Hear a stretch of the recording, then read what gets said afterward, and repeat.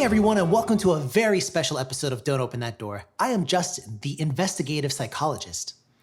I'm Nico, the turkey-themed killer who only kills on Thanksgiving.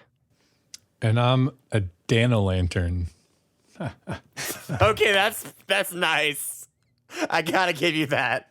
And we'd like to wish everybody a very happy Halloween. And to celebrate, we're going to review Halloween, the 1978 version. That's right, directed by the legendary John Carpenter.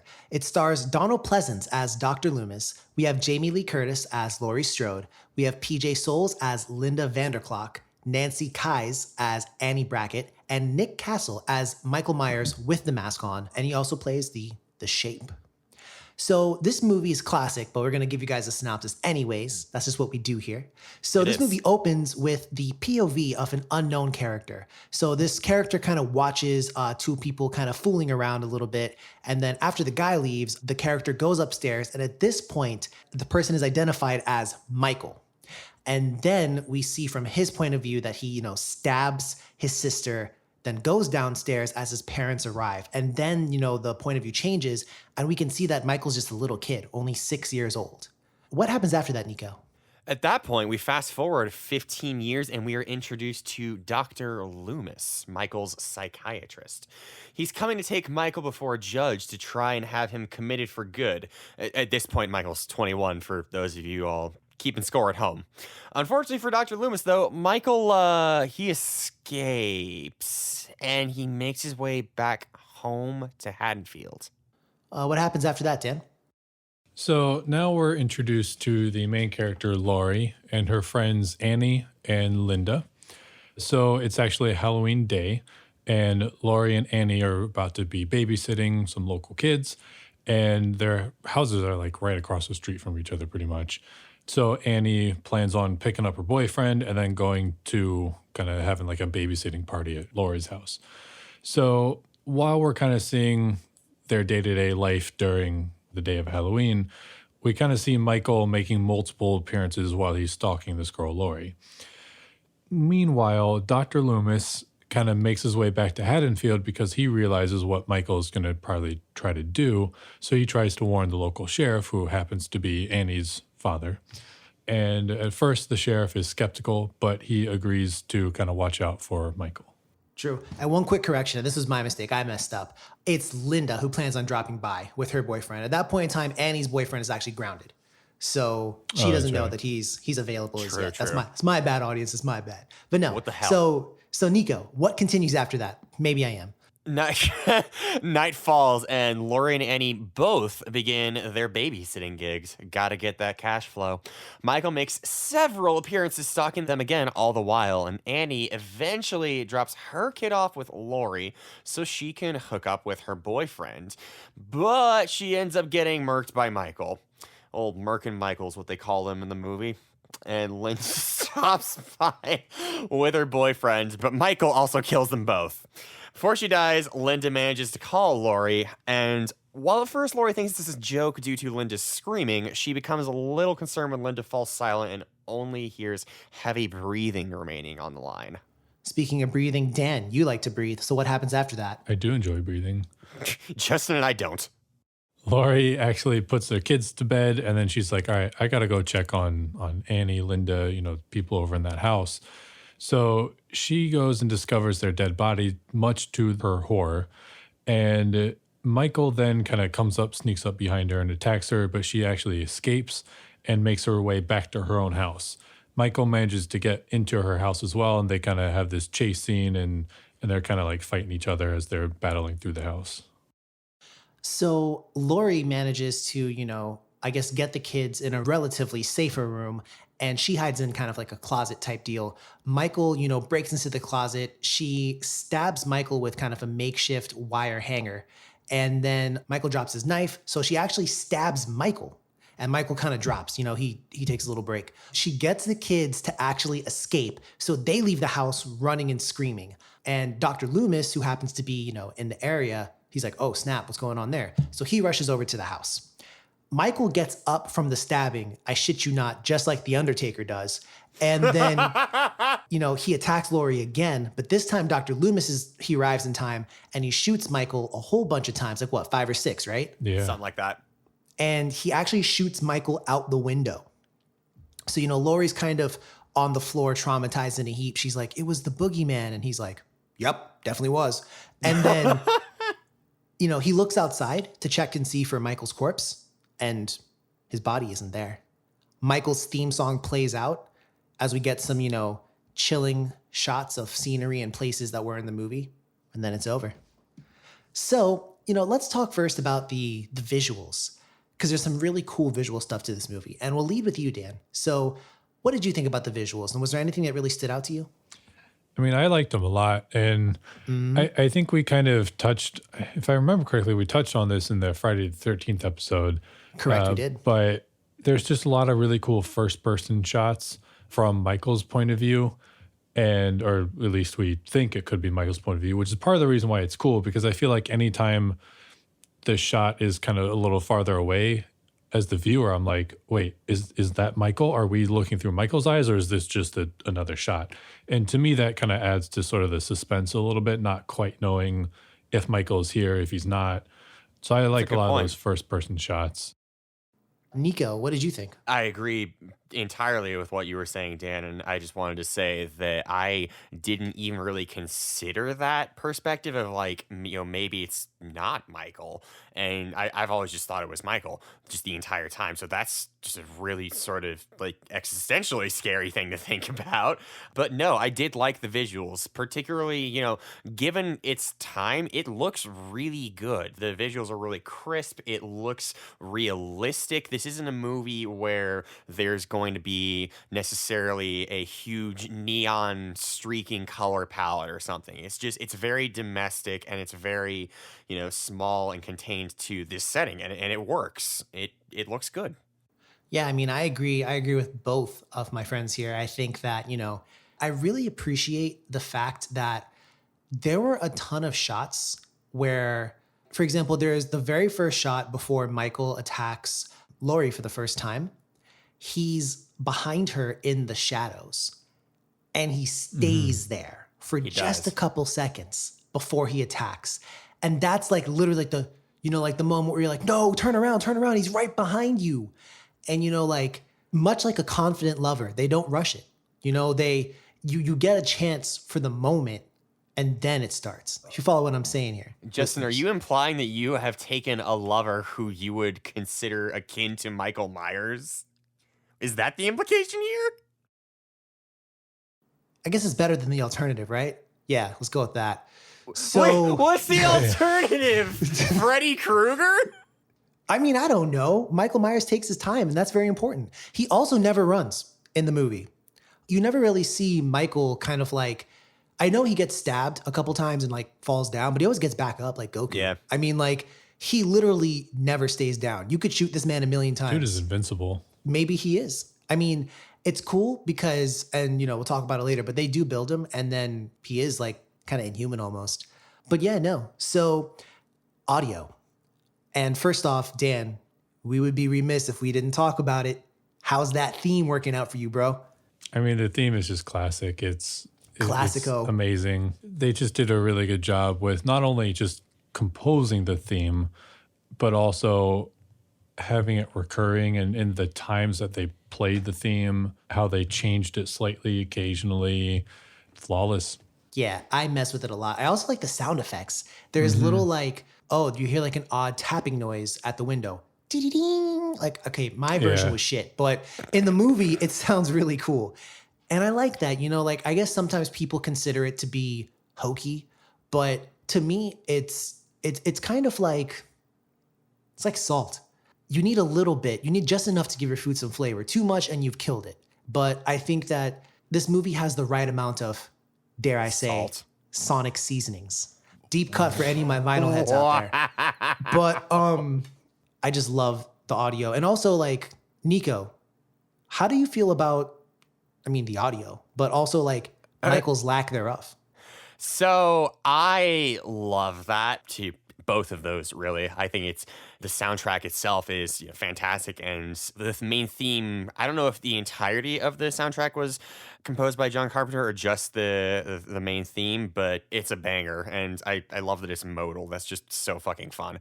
But in regards to Michael as a character, I really like that the only thing we ever truly hear from him is the heavy breathing that we get when we're treated to his perspective. That just makes him seem so much more predatory and inhuman, like y'all were saying. He's not betraying any sort of humanity in his actions because he's a stoic killer, but he does have that one same trait that we do, and that makes it all the more uncanny. That's very true. But also, Nico, and let me go ahead and kind of pick your brain a little bit here. Please. A lot of horror movies hide their monster or their villain. They hide them. They try not to show them too much. It's almost kind of like, and I might have even said this before. Sometimes, you show too much of your hand and it ruins it. But they kind of take the opposite approach in this movie, where Michael literally stands across the street from Laurie's classroom, stares at her for a little bit. She sees him behind some bushes. She sees him by her laundry. She sees him when they're sleeping. Literally, Michael Myers could be Santa Claus here. But I mean, the point is, does that ruin the character at all for you, or does it add to the suspense based on how it's done? No, I love it. And frankly, I wish that more movies would do it successfully. A lot of them don't do it very successfully. But we get this sort of voyeuristic view specifically from him, and combining that with just punctuating him in the scenery as part of the regular fabric of life. She's out on a walk. He's just out by a bush. They're getting closer to school. Oh, there's someone in a car. Now, who's that there? That looks familiar. And then, we see him out the window and stuff. It's just so much more menacing because we see this instead of from her perspective, from Laurie's perspective, we see her being more explicitly identified as prey.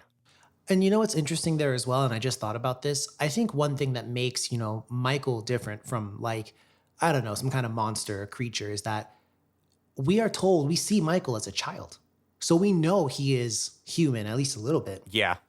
And therefore, you're not taking away from Michael by showing him. I think, if anything, like you said, Nico, I think it does make him look like more of a predator. And how does he show up in all these different places, and he's just there. And I personally really like that. But he is quite a voyeur. I mean, Dan, correct me if I'm wrong, but if he was going to log on to the hub, that would be the category of films that he would watch. But how do you think? I guess you're right. Yeah, I never thought about that. But yeah. 2020. I also have never thought about that, would never have thought about that, but now I'm forced to. There's a new movie coming out at some point in the future, and maybe they touch on that in a deleted scene. But Dan, I guess I want to pose to you the same question. What? Do you think that ruins the character of Michael at all, him constantly showing up, or do you agree with what Nico and I have said? I totally agree. I think it adds to his scariness, and I had read an interesting thing about John Carpenter wanted the viewer to have no way to connect with Michael Myers. I like that. So I like that a lot. I think that a lot of how they portray Michael Myers really achieves that through the kind of stalking, no talking, you don't see his face. There's no real solid motive for what he's doing. And then one of my favorite scenes with that kind of accentuates this is when he kills, who is it, Bob? Michael Myers stabs him and stabs him into the closet or something. Yeah, he impales him onto the wall. Yeah, and he's Bob is lifted up off the ground. So he's fucking stuck there. Yeah. That's crazy. Yeah. That's a quality knife. It is, actually. It's a quality thrust from our Refer back now to what I was saying before. So keep going, Dan. So right after he kills Bob, there's a 2 or 3 second scene, maybe a little longer, where Michael Myers is just standing there and he's just staring at dead Bob. And then like you see Michael Myers sort of tilt his head, almost like not curiously, but just kind of like thinking, I guess. And I feel like that is like a very like inhuman thing to do. And I loved how that scene really, really stopped me from connecting with him or like made him more inhuman to me. So I agree with you there, actually. And I mean, you're right. That character is inhuman. But curiously, we have seen inhuman characters before. I mean, earlier on, in the week, we reviewed, Texas Chainsaw Massacre, where we had another kind of inhuman kind of character a little bit in Leatherface. Or rather, inhuman isn't the right word, maybe just very depraved. But I have a question for you. This movie in particular, right? Why does this movie stand the test of time? A movie that when you really break down, get it down to basics, I mean, there's not a ton of special effects. There's, to be blunt, there are practical effects too, but the film is really low budget. It's independent. And I mean, even the settings, the location, I mean, realistically, if we had anybody could film in their neighborhood, right? And that's predominantly where it takes place, in two houses. So what about this film makes it stand the test of time? Why does everybody still praise it so much, even after all this time has passed? Why do you think, Dan? I think twofold. One is because they didn't try to go over the top with effects or anything like that. Sometimes when you try to do that, it can kind of backfire and date you a little bit. And two, effects and practical effects, all that kind of stuff are cool, but the most important thing in any form of media is story. And if the story just isn't good, then it doesn't matter how good the effects are. So this just has a great story, and the plot, the acting, like all the core fundamentals are there. And I think that makes it timeless. Nico, I'm going to go ahead and pose the same question to you. How deep are you with Dan's Folds? Do you agree? I'm just real deep into Dan right now. Good. Just real deep. My folds specifically. Is his folds, his folds specifically, yes.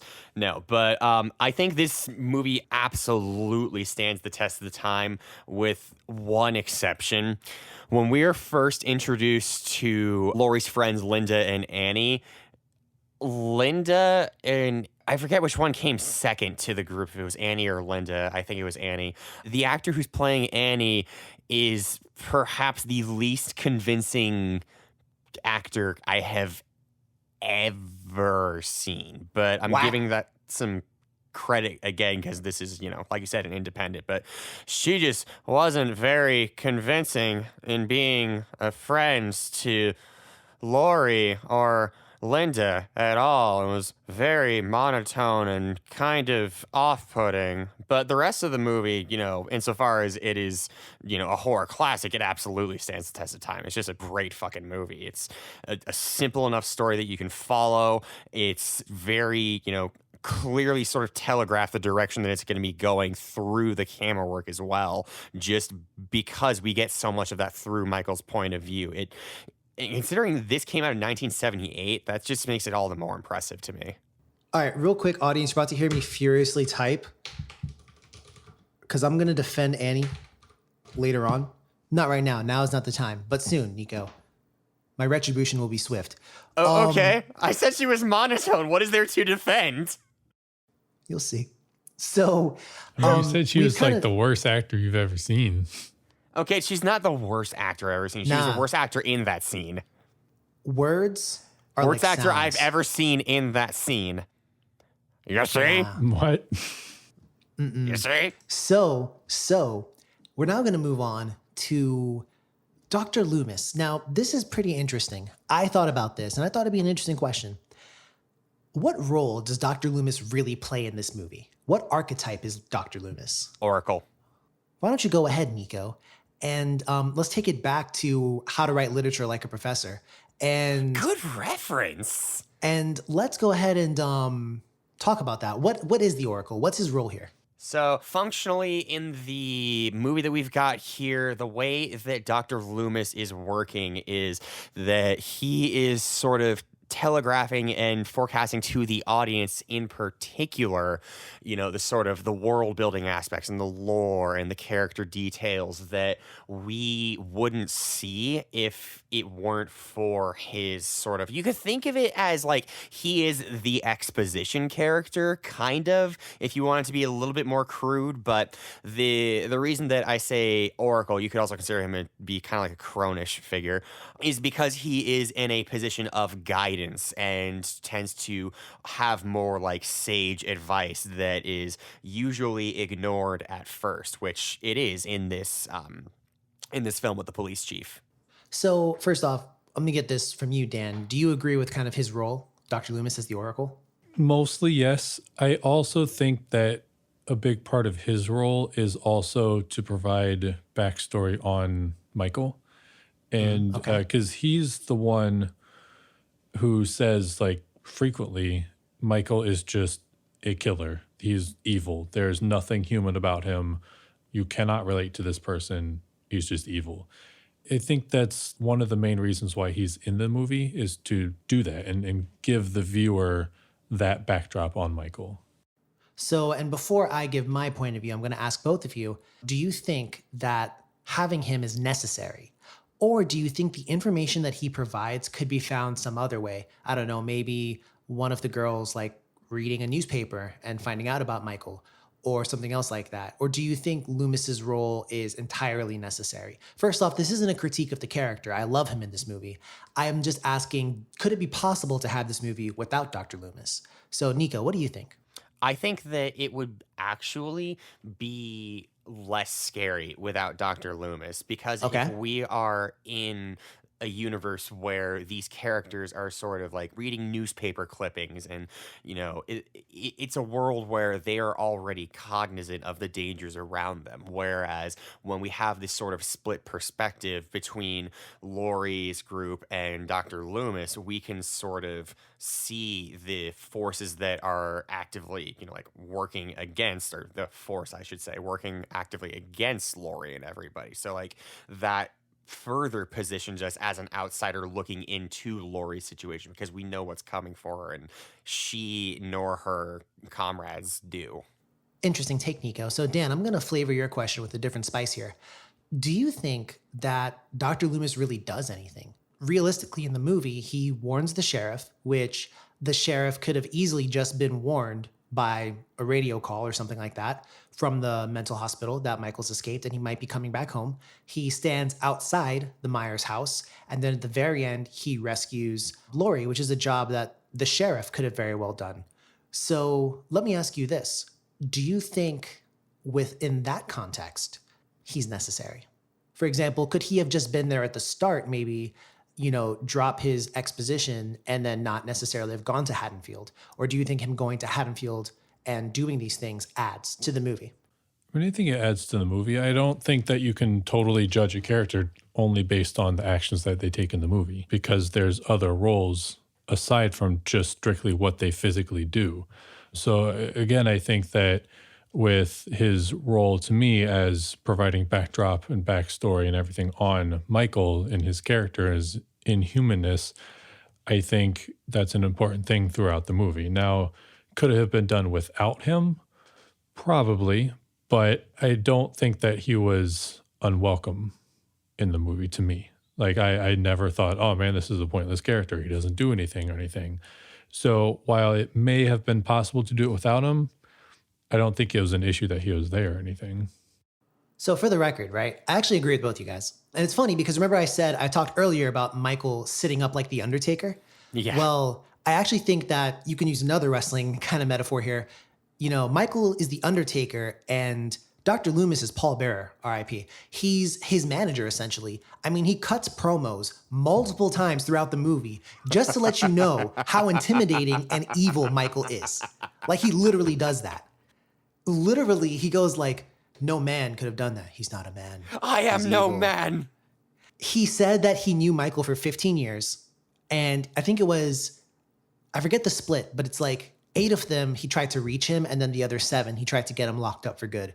Or maybe it's the reverse. 7, he tried to get to know him. 8, whatever else. But he was like, his eyes are just evil. He has the devil's eyes. Like, he really does like cut a good promo to really like boost this guy to the audience. Like you don't even have to see Michael do anything because true. of how Loomis has kind of let you know. So by the time you already see Michael, his actions have more malevolence because we've been informed of just how fucked up he is. Agreed. So I don't know. I agree with you guys. I just thought it would be cool to see if anyone had anything to say. And speaking of what people had to say, would you say that the characters made smart decisions in this movie?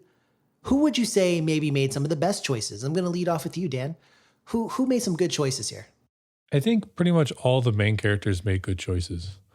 Oh, yeah? I think that the side characters didn't, meaning the sheriff. Sheriff didn't do shit in this movie. Exactly. He was like, I'm going to just look for Michael, all right? Do your thing. That's it. He just looked for Michael. That was all he did. Looked for I'm him gonna off look for Michael. screen, not even Yep. like on screen. Yep. I think like the most pointless character was, or useless was the head of the psychiatric ward or whatever.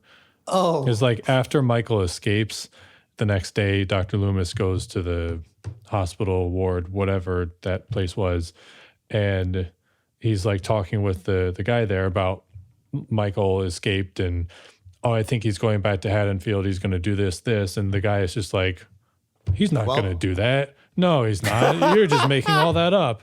I'm like, yo, Quit fooling. this is the dude's doctor. Like, how do you not believe him for 15 years? Doctor for 15 years. And like, at the very least, you could just call the cops and be like, yo, there may be a crazed killer over there, just so you know. Like, that's all you had to do. I thought it was pretty funny because he was like, he's going back to Haddonfield. Well, probably, but you know. Yeah. And I was like, what? Mondays, am I right? Are you just an ass? And I mean, Can't be I don't know. bothered. yeah, he could, you know, he just couldn't be bothered. And like, even the sheriff, Dr. Loomis over here is like, yeah, there's a killer here. Be on the lookout. And sheriff's like, I don't believe you. What do you mean? Like, Shit sucks. even if you don't fully believe it, this isn't just like a random person being like, oh, there's a killer here. Ha ha ha. Nah, dude. Fake news. Yeah, right. Come on, at least like do something. Or there's a point where Dr. Loomis is chilling in Michael Myers' house and then with the sheriff. And then the sheriff's like, all right, I'm going to leave. I'm going to come back in an hour. Do you want me to like get all my squad over here? And Dr. Loomis is like, no, because that's going to like alert him or whatever. I would have been like, all right, cool, but I'll send one person out to like be here and watch over you. Surely you can send like one Who will officer. have a gun? Right, exactly. I thought Loomis's excuse for not wanting to summon up the police force was a little bit dry. Yeah, I He was agree. like, they'll see him on every corner. I mean, good. Yeah, right. Like- That's the point, isn't it? I feel like you would have wanted eyes out. The Michael's house or the Myers house was like not too far from Laurie's joint because she could walk there. So Michael was doing these killings like within range of his house, meaning if they just had a couple more people in the surrounding area, they probably would have seen him. Yeah. I have a question about that, actually. What's up? What do you think the first time that Michael sees Laurie is when she's walking to drop off the key to their house underneath the doormat?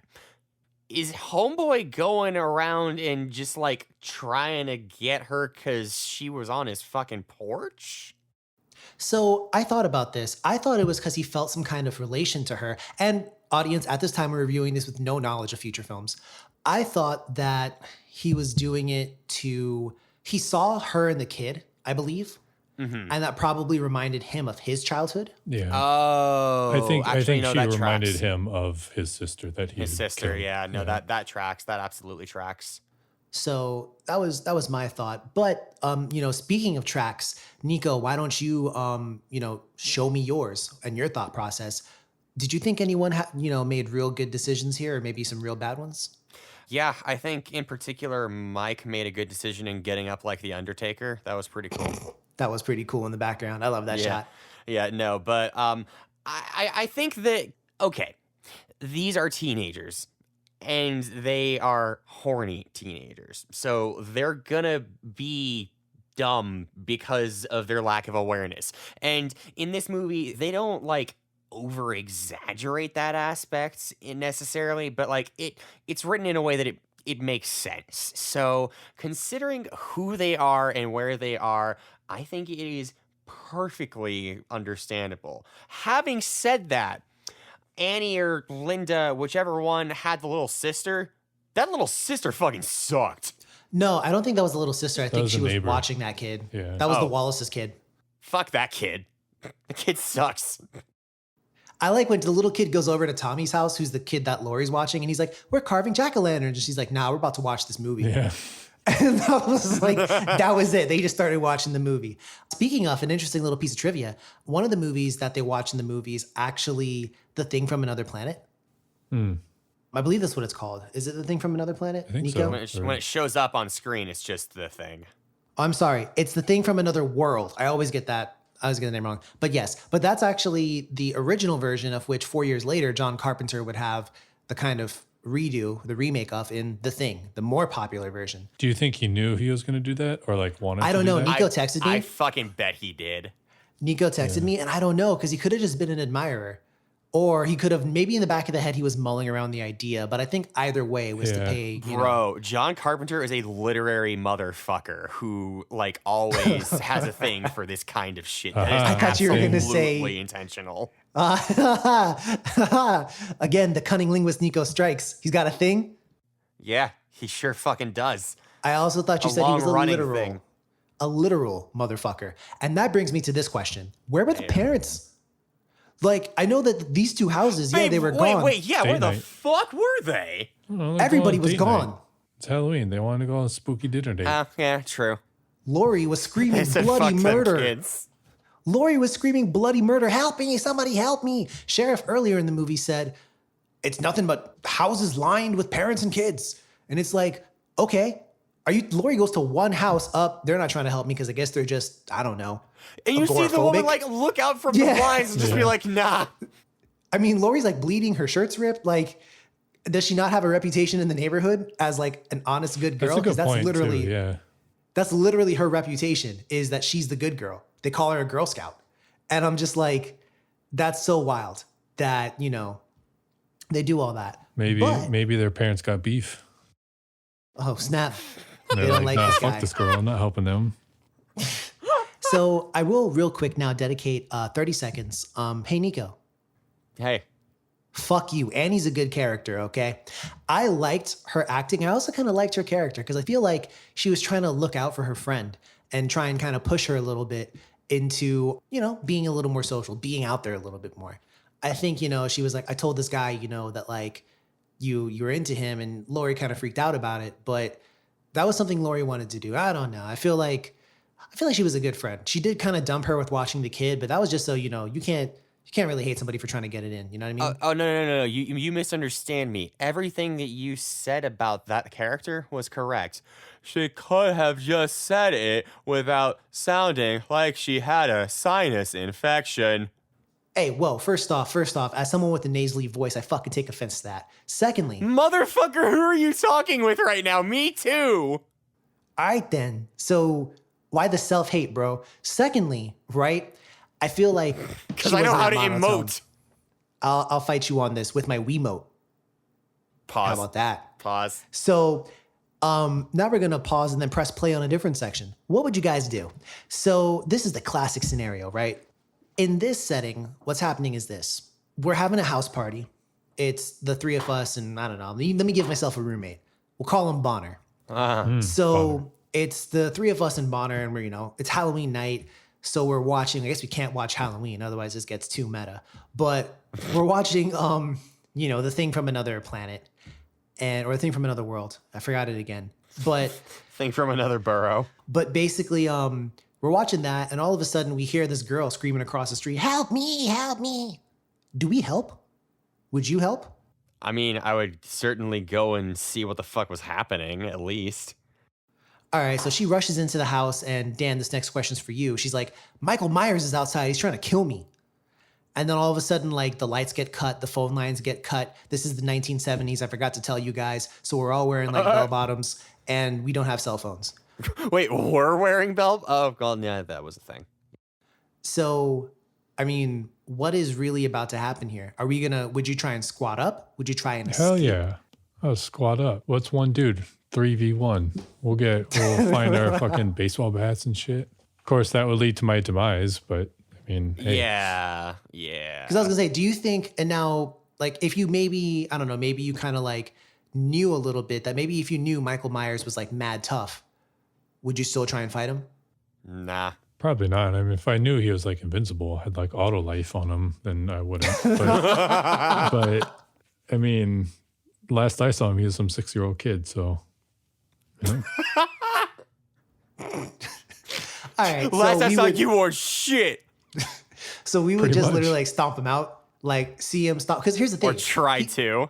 he seems to like revive himself, but like he doesn't have that much HP before you I was KO just him. gonna say that he has no HP, but he has auto life, bro. He gets poked with a hanger, and he's down. Okay, so I feel like we could probably mess this dude up in retrospect, especially if we took his knife away. Ooh, true. I feel like with 3v1, like I feel like we'd like have to eventually tie him up or something. But Or just yeah, I feel kill like we him. got it. Like do the classic, cut his head off, and then we're good. Yeah. All right. That got really violent. Oh. I'm sorry. No, you know what? You know what, Dan? I feel like if I stabbed the dude and he came back to life, that would be the first thing I'd do. Yeah. I feel like a real talk. You know, no one break into my house, please. But like, if like I stabbed somebody and then like they came back to life, like I mean they were dead, and then they came back to life like Evanescence, like nah, bro, it's over. I'm not doing that. So now let me ask you guys this real quick before we get into this next section. Who's your favorite character? I already know mine. Annie. I like Annie. I feel like Linda was kind of dumb. She made me laugh, and she was like, when Lori was like, I forgot my chemistry book, and Linda's like, yeah, that's no problem. I forget my math book, my English book, my physics book. I'm like, damn. I will say that is realistic. I mean, shit, man. That's why you got to be better about that. Dan, who's your favorite character, bro? Speak now. I hope this doesn't make me sound really weird, but I feel like Are you my gonna say favorite Michael? yeah. It's Michael. Just because I mean again, I can't connect with him in any way, but like the way that he's portrayed and the way that they do Michael, I think is just really good. All right, and then Nico, I'm going to come to you now. Who's your favorite character? I do love Michael, of course, and also, Jamie Lee Curtis is great in this, but I really love Donald Pleasance as Dr. Sam Lewis. Like, he just brings a certain presence to the film, and I like what he does for the narrative, and I like how their sort of like twin stories converge at the end. Okay, and that was kind of cool, I will admit. I did enjoy the the split scenes. So, real quick now, Dan, what would you say was your favorite scene in the movie? That's a tough one. I think my favorite scene was probably when Michael goes to kill Linda and Bob. That scene. I just thought that was pretty suspenseful because Michael's there and Bob goes down to get like a drink or something and Michael, kills him. And then of course, like I mentioned before, that's where there's that one little couple second shot that I really liked. And then Michael goes back up. He dresses in he covers himself in a sheet like a ghost. And he just looks totally ridiculous. But of course, she thinks that's her boyfriend and not Michael Myers. But I just like that it was, 6 or 7 minutes there. I thought they were pretty cool. All right, and Nico, what was your favorite scene? So my favorite scene it happens very early on in the film. It is the first scene where we are in Laurie's school. This is where the teacher is talking to them about Samuel and Costain, sort of like different ideas of fate and whatever it is that they're reading, which I should know, but I don't. They're talking about the sort of like themes of inevitability and sort of just that ties in very well with almost having Michael Myers as an inevitability, just this unstoppable violence. But the other reason that I love that scene is because now that I've seen this movie a number of times, and this time around it clicked for me that Hereditary took inspiration from this scene in that film as well. And I actually looked something up about this, and I don't want to say that it confirms it, but it certainly does lend my theory some credence. Both of the scenes are structured almost in parallel sort of delivery in sort of their dialogue and blocking and everything. The timestamps in the movies are similar and the length is similar. And I just think it's really fucking cool to see just the legacy that one scene in particular can have. That's cool about Hereditary. I didn't know that. Or rather, I knew that. I didn't think about that. I'm going to have to say my favorite scene is when Laurie escapes from the house where Michael Myers first attacks her. She flees across the street. She finally gets, she wakes up that kid, Tommy. She comes downstairs and lets her in. She's in the living room, and the living room is all dark with just one kind of like little parallelogram of light coming through into the room. And she kind of sits, firmly within that rhombus. And she notices that the rectangular window panes behind her are letting in some breeze. Michael is there. He's like in the shadows. And she knows he's there. And she's just like crying, please no. And like, he's so efficient. He cut the phone line and still managed to sneak into the house that quickly. He does display intelligence. That's the thing. It's not mindless. No. And he's there, and then he comes up behind her, dude, and just like swings. And oh my God, that was such a cool scene. I love that scene. And then, of course, we in the pod really do like, especially me and Nico, that Michael Myers no-selling the knife and getting up like Taker. I have a runner-up scene. Oh, go ahead. Sort of a little funny, well, what I thought was funny. There's a point, I can't remember which character it is, but it's in that neighbor's house. It might have been Laurie. They're walking down this hallway, and there's a painting in the hallway that's a painting of a cat. Yep, that was Bob. I made a note of that. Or wait, is it Laurie or Bob? I made a note about that somewhere. But keep talking. Yeah, I just thought that was really funny. Like, I was not expecting to see like a painting of a cat. Like, I feel like that's something like a millennial would have, like a painting of a cat, just some random ass cat. I have a poster of a random ass cat in my See? classroom. Right? Yeah. So I just wasn't expecting just a big ass painting of a cat in their hallway. Yeah, I think it was when Bob was walking down in the Wallace house, maybe. It might have been, yeah. Yeah. But yeah, it was a kitten too. Like this is a big ass portrait of My a kitten. posters of a kitten too. And I was just like, this is real unusual. But in any case, let's now talk about any criticisms you have with the movie. I just want to say, I want to explain my poster. It's really funny. It says, "Whisper, embrace the void."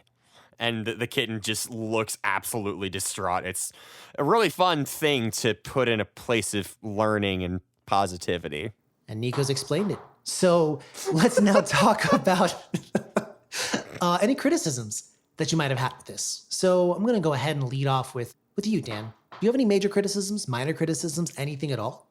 For me, not really, to be honest with you. I guess minor criticism, I feel like the stalking portion of the movie could have been cut maybe like 10%. I feel like I wanted the first kill to happen like 5 minutes sooner. But I mean, that's a super minor thing. Like, it didn't really bother me. I just think it would have progressed it a little bit better, in my opinion, but just barely. Minor. All right. Nico, how about you? Any criticisms at all? Genuinely, the only one I can think of is it appears pretty early in the movie when Michael is looking at, I can't remember if this was a random couple X in the beginning of the movie or if it was Bob and Linda, but the teenager's dialogue was very clearly went back over and dubbed in post, but like literally that's the only thing I can think of. I love this movie. For me, I can't really think of anything too much. I even like the movie's runtime.